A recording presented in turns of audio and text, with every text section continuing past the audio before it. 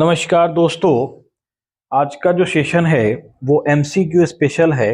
सबसे पहले आपका मैं स्वागत करता हूं अपने चैनल अकाउंट फ्रेंडली जोन पे, जो आपके लिए और क्लास 12th और कॉमर्स के सभी छात्र छात्राओं के लिए लगातार वीडियो लेकर आता रहता है।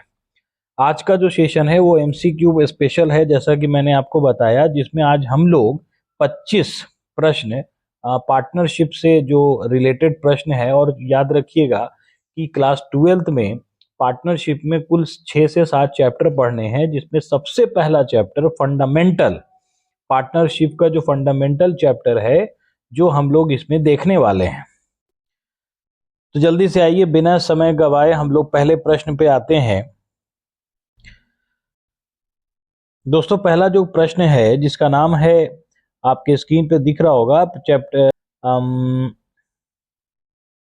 एक साझेदारी फर्म के लक्षण है।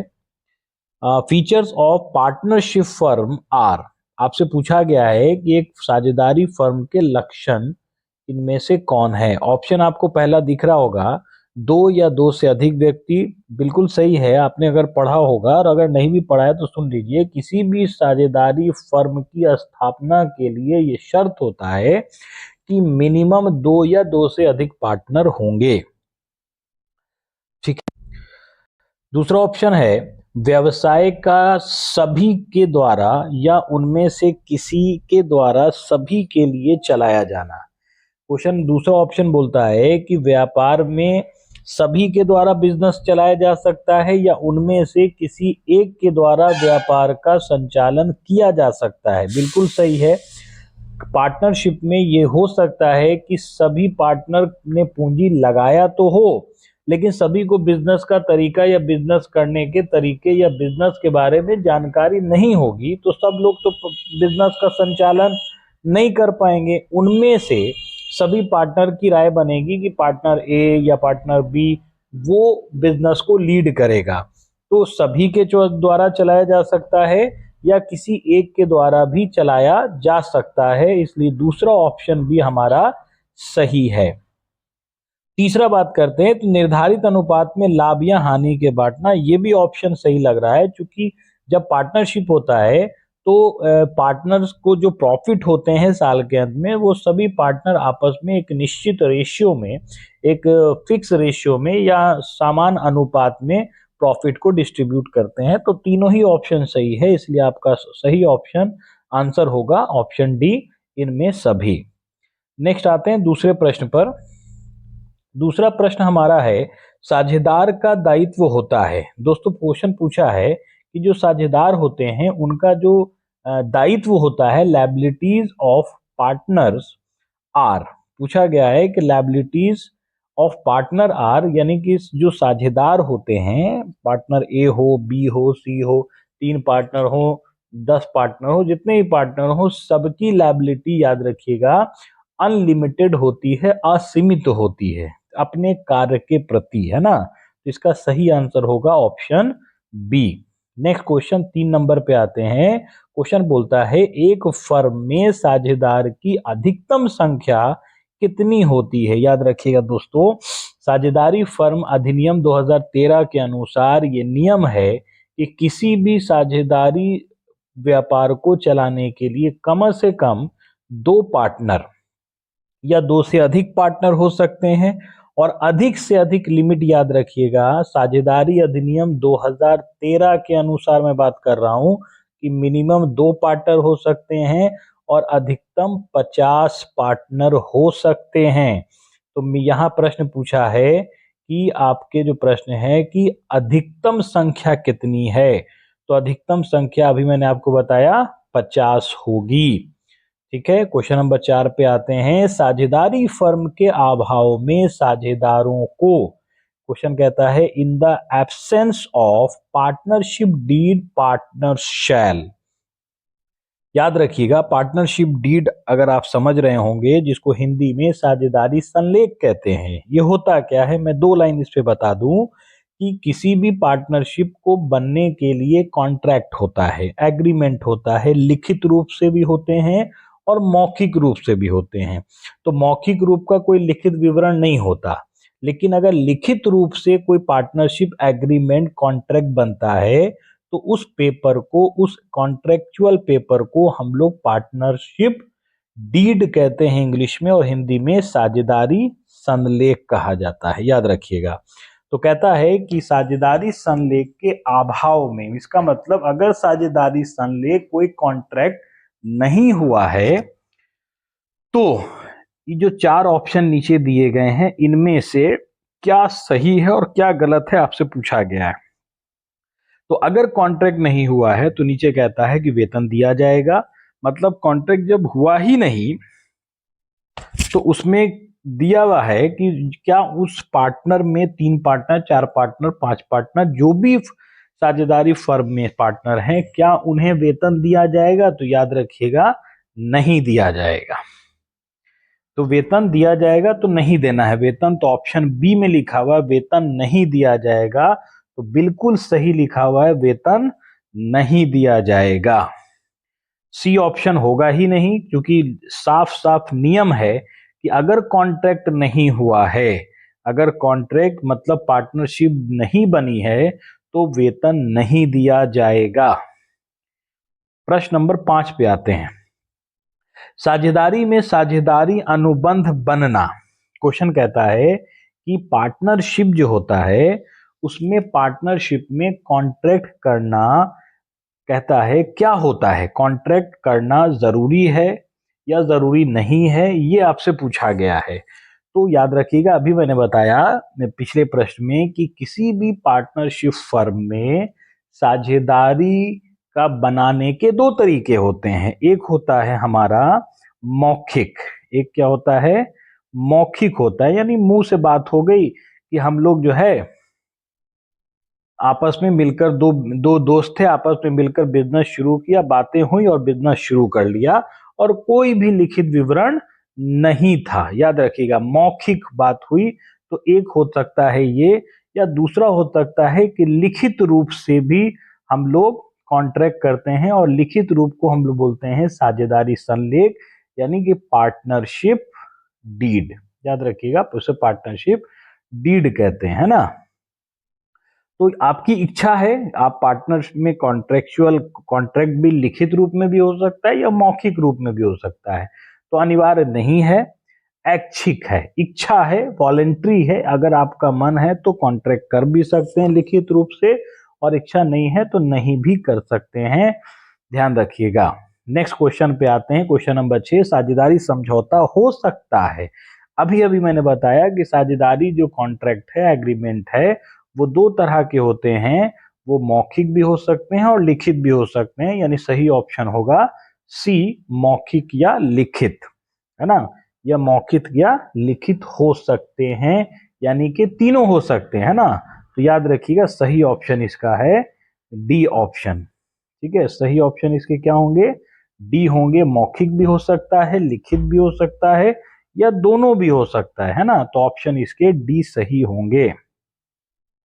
प्रश्न नंबर 7 में आते हैं। साझेदारी कहता है कि साझेदारी का चालू खाता दिखाता है, कहता है साझेदारों का चालू खाता, the current account of the partner show.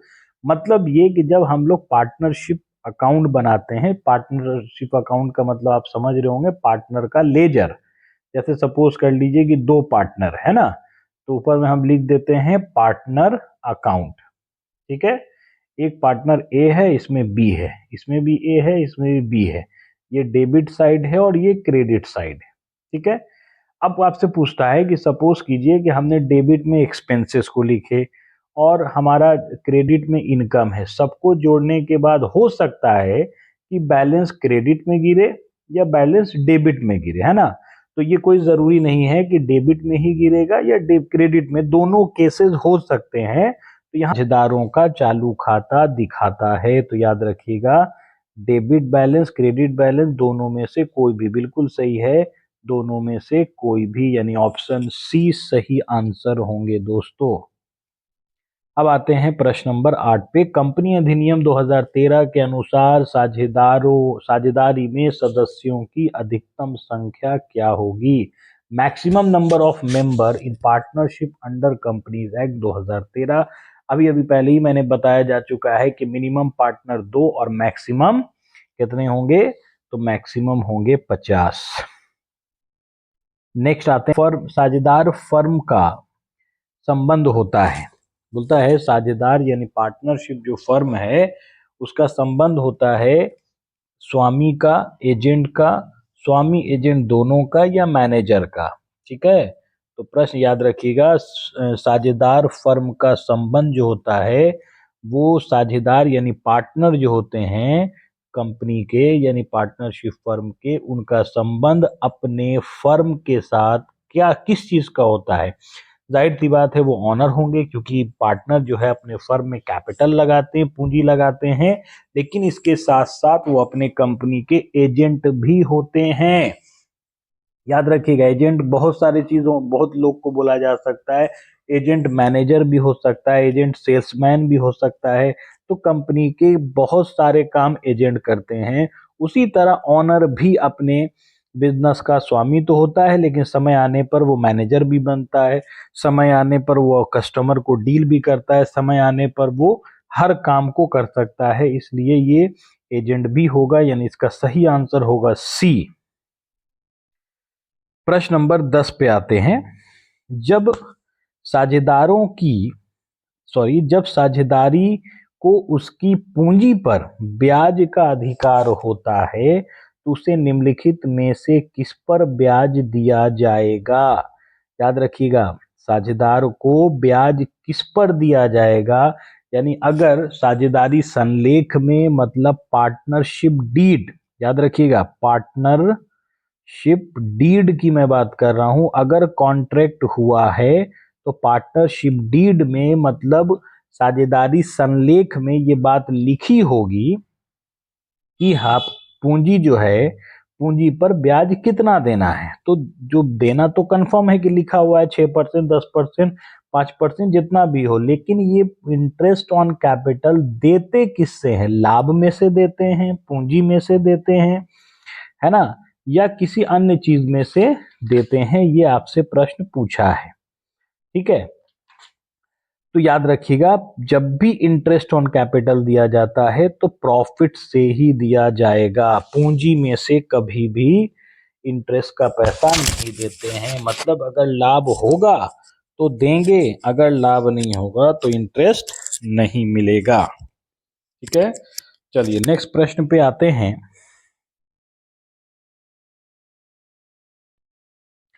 Next question है, साझेदारी फर्म में, याद रखिएगा साझेदारी फर्म में साझेदार का दायित्व होता है, ये मैंने पहले ही बताया जा चुका है, प्रश्न दोबारा आ गया है, अनलिमिटेड होता है, याद रखेंगे। प्रश्न नंबर 12 पे आते हैं, किसी साझेदार किसी समझौते के अभाव में साझेदारी फर्म के लाभ या हानि का विभाजन किया जाता है। प्रश्न ध्यान से समझिएगा, कहता है कि अगर पार्टनरशिप डीड यानी साझेदारी समझौता का मतलब एग्रीमेंट अगर नहीं हुआ है, समझौता नहीं हुआ है, नहीं मतलब अभाव, अभाव मतलब कमी, तो समझौते की कमी है, मतलब पार्टनरशिप डीड नहीं लिखाया है, तो उस केसेस में लाभ हानि को, अगर साल के अंत में प्रॉफिट होता है तो पार्टनर उस प्रॉफिट को कैसे बांटेंगे, ये पूछ रहा है आपसे सवाल। तो याद रखिएगा, अगर कॉन्ट्रैक्ट नहीं हुआ है, साझेदारी संलेख का अभाव है, तो ये नियम है 2013 के अधिनियम के अनुसार कि पार्टनरशिप का जो प्रॉफिट होगा वो इक्वली बांटा जाएगा। ठीक है, नेक्स्ट प्रश्न पे आते हैं, प्रश्न नंबर 13, निम्न में से कौन सा परिवर्तनशील पूंजी में जोड़ा जाता है, परिवर्तनशील पूंजी में जोड़ा जाता है। याद रखिएगा, हमारा परिवर्तनशील पूंजी कैपिटल से रिलेटेड जो जो चीजें हैं, जैसे इंटरेस्ट ऑन कैपिटल, है ना, प्रॉफिट, जनरल रिजर्व, ये सारी चीजें हमारे फ्लक्चुएटिंग कैपिटल के अंतर्गत आता है। कैपिटल को छोड़कर जो भी चीजें पार्टनरशिप कैपिटल में जाती है, यानी कि पार्टनरशिप कैपिटल अकाउंट में जो जो चीज जाती है कैपिटल को छोड़कर, वो सारे आपके परिवर्तनशील पूंजी में आता है। तो आपसे पूछा गया क्या क्या जाएगा, तो याद रखिएगा हमारा आंसर होगा प्रॉफिट, जो जोड़ा जाता है। लॉस घटता है, जोड़ा नहीं जाता। ड्राइंग भी घटता है, जोड़ा नहीं जाता। इसलिए सिर्फ प्रॉफिट ऐसा चीज है जो हमारा फ्लक्चुएटिंग कैपिटल में, मतलब परिवर्तनशील पूंजी में जोड़ा जाता है। प्रश्न नंबर 14 पे आते हैं। निम्न में से कौन सा साझेदारी फर्म का हिस्सा नहीं है? जो साझेदारी यानी पार्टनरशिप में उसका कोई काम नहीं है, याद रखिएगा। पूछा तो पार्टनरशिप, पहला ऑप्शन है पार्टनरशिप डीड, जिसका संबंध है पार्टनरशिप से। साझेदार की पूंजी, इसका भी संबंध है। ट्रेडिंग अकाउंट का कोई संबंध पार्टनरशिप में नहीं है दोस्तों। तो ऑप्शन नंबर सी आपको पता होगा। ट्रेडिंग अकाउंट कहाँ बनाते हैं? तो 11th क्लास में आपने पढ़ा था फाइनल अकाउंट। फाइनल अकाउंट यानी अंतिम खाते, जिसमें आप ट्रेडिंग और ट्रेडिंग की सहायता से प्रॉफिट एंड लॉस, और इन दोनों की सहायता से बैलेंस शीट बनाते थे। नेक्स्ट प्रश्न में आएंगे। नेक्स्ट प्रश्न आपका 15 नंबर। साझेदारी संलेख के अभाव में, ध्यान रखिएगा, साझेदारी संलेख का अभाव मतलब फिर से आ गया कि पार्टनरशिप डीड नहीं है। अभाव मतलब हो गया नहीं है। तो इस केस में आपसे पूछता है कि बीच लाभ हानि को किस अनुपात में बांटेंगे। तो अभी अभी प्रश्न ये आ चुका है, ये फिर दोबारा आ गया। बस पूछने का अंदाज थोड़ा अलग है कि अगर पार्टनरशिप डीड यानी कॉन्ट्रैक्ट नहीं हुआ है तो आप प्रॉफिट को कैसे बांटेंगे। तो याद रखिएगा, बराबर बराबर, और बराबर बराबर का मतलब होता है 1:1। प्रश्न नंबर 16 में आते हैं। जब साझेदार की पूंजी स्थिर होती है, तब, स्थिर का मतलब फिक्स कैपिटल अगर होगा, तो बोलता है कि पूंजी प्रत्येक वर्ष बदलती है। बिल्कुल नहीं सर, कभी नहीं बदलेगी। अगर फिक्स होगा तो दूसरा ऑप्शन सही है, पूंजी प्रत्येक वर्ष स्थिर ही रहती है।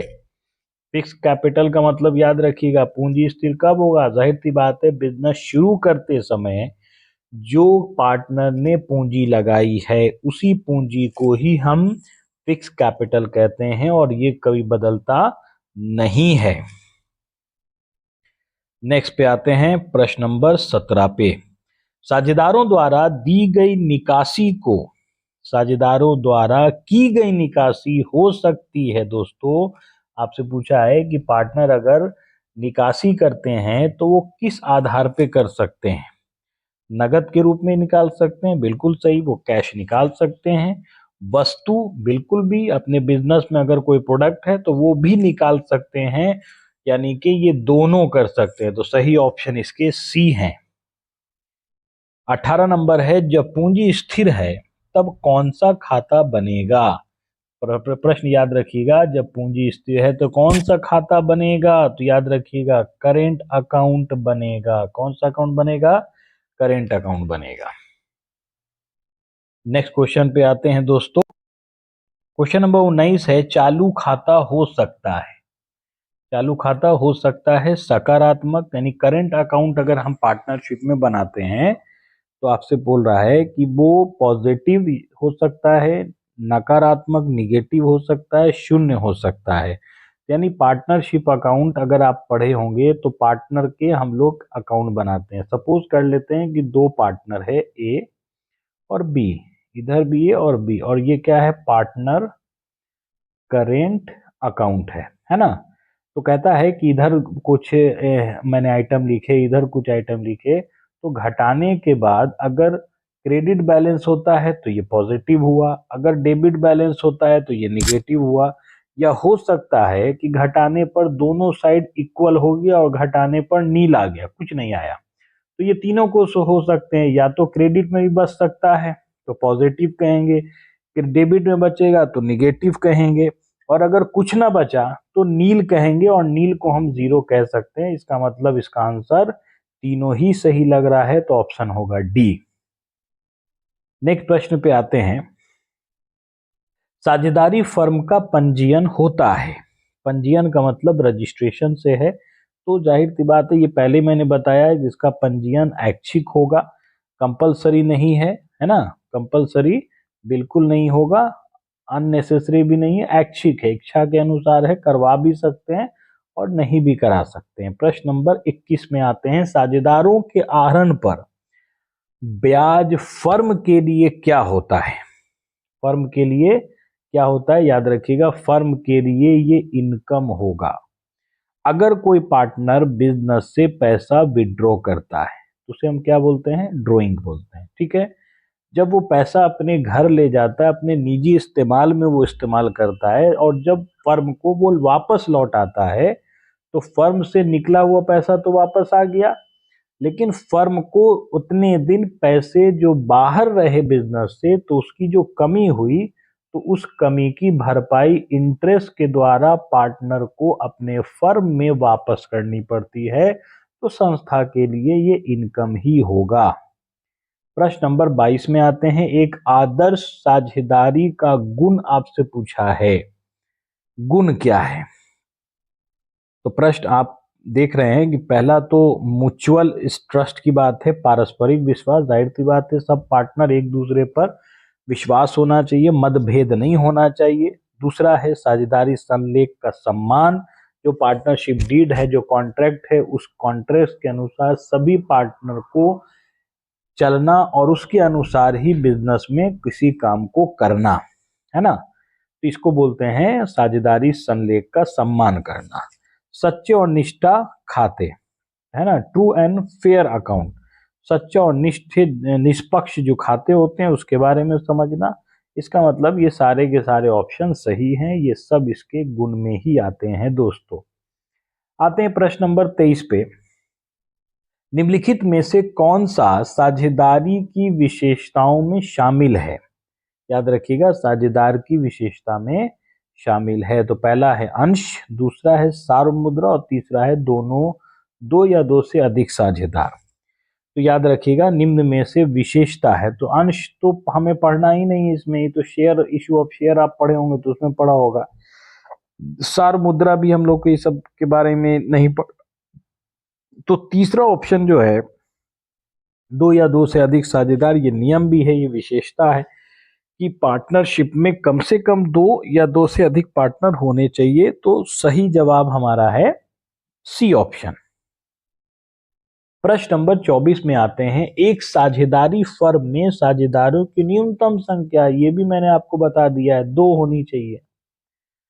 प्रश्न नंबर जो हमारा है 25, ध्यान दीजिएगा 25 पे, 25 जो हमारा प्रश्न है वो है, जो साझेदार साझेदारी फर्म के, जो साझेदार साझेदारी फर्म के प्रबंध में भाग लेता है उसे क्या कहते हैं? ध्यान दीजिएगा बच्चों, बहुत अच्छा प्रश्न पूछा गया है। जो साझेदार साझेदारी फर्म में प्रबंध में भाग लेता है, यानी जो कार्य करता है, मैनेजमेंट का काम कर रहा है, उसको मैनेज कर रहा है, पूरे पार्टनरशिप फर्म को मैनेजमेंट कर रहा है, तो वो क्या है? वो एक्टिव है, मतलब अपने काम के प्रति सजग रहे, इसलिए वो सक्रिय साझेदार माना जाएगा। तो आज का सेशन अगर अच्छा लगा हो तो शेयर लाइक जरूर करें, ताकि सभी कॉमर्स के छात्र को इससे फायदा हो, और आगामी परीक्षा क्लास 12 का जो बोर्ड एग्जाम 2025 में होने वाला है वो सभी आपके लिए अच्छे से अच्छा जाए। धन्यवाद, नमस्कार।